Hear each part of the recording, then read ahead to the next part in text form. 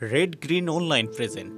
আগামী এক সপ্তাহের মধ্যে যদি আওয়ামী লীগের নিবন্ধন বাতিল নিয়ে কোনো সিদ্ধান্ত অথবা কার্যক্রম শুরু না হয়, যদি গ্রেপ্তার করা না হয়, আমার ভাই বোনেরা গুপ্ত হত্যার শিকার হয়, এক সপ্তাহ সময় দিলাম।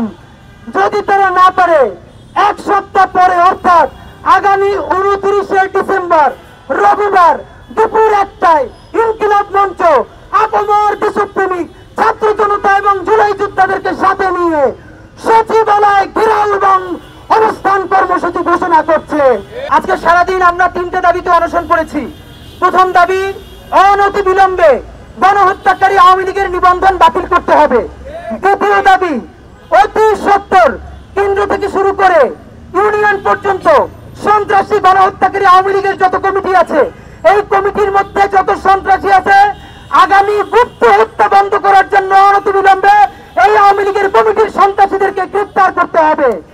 3, আমাদের এই জুলাই আন্দোলনে আমাদের যত জুলাই যোদ্ধা আছে, বিপ্লবী আছে, ইউনিয়ন থেকে রাজধানী পর্যন্ত প্রত্যেকের জীবনের সম্পূর্ণ নিরাপত্তা নিশ্চিত করতে হবে। আমরা সারাদিন সাংবাদিক বন্ধুদের, আপনারাও আমাদের সাথে ছিলেন, আমরা এখানে অনশন করেছি। আপনাদের মাধ্যমে জানাচ্ছি, প্রধান উপদেষ্টার PS1 এইমাত্র আপনাদের সামনে থেকে এসে আমাদের স্মারকলিপি গ্রহণ করেছেন এবং তিনি বলেছেন, যিনি একান্ত সচিব প্রধান উপদেষ্টার, তো তিনি এখনই যে প্রধান উপদেষ্টা মহোদয়ের কাছে আমাদের এই স্মারকলিপি প্রদান করবেন এবং তাদের কনসার্ন আমাদেরকে অবহিত করবেন। আমরা চেয়েছিলাম, আমাদের কিভাবে অফার এসেছিল যে আমরা প্রধান উপদেষ্টার কার্যালয়ে যে আমরা দিতে পারি কিনা, তো সেটা হয়তো অনেকের জন্য আনন্দদায়ক, কিন্তু আমরা রাজপথের ছেলে হিসেবে বলেছি না, বরং প্রধান উপদেষ্টা তার প্রতিনিধি পাঠাবেন, আমরা রাজপথে বসে রাজপথের দাবি তাদের কাছে তুলে দিব। সুতরাং রাজপথে বসে আজকে শাপলার শহীদ রেহানের বোনের মাধ্যমে আমরা প্রধান উপদেষ্টার প্রতিনিধির কাছে, PS এর কাছে আমরা আমাদের স্মারকলিপি পৌঁছে দিয়েছি। এবার আপনাদেরকে জানাই, এই 3 দাবি আগামী 7 দিনের মধ্যে এই 3 দাবির উপরে সরকারকে গুরুত্বপূর্ণ সিদ্ধান্ত গ্রহণ করতে হবে। শুধু সিদ্ধান্ত গ্রহণ করলে হবে না, কবে সে আওয়ামী লীগের নিবন্ধন বাতিল করবে, সে কবে কসাই লীগের প্রত্যেকটা কমিটিকে গ্রেপ্তার করবে এবং জনজীবনকে কিভাবে নিরাপদ করবে, এর ভিজিবল ইমপ্রুভমেন্ট তাকে করে দেখিয়ে সংবাদ সম্মেলন করতে হবে।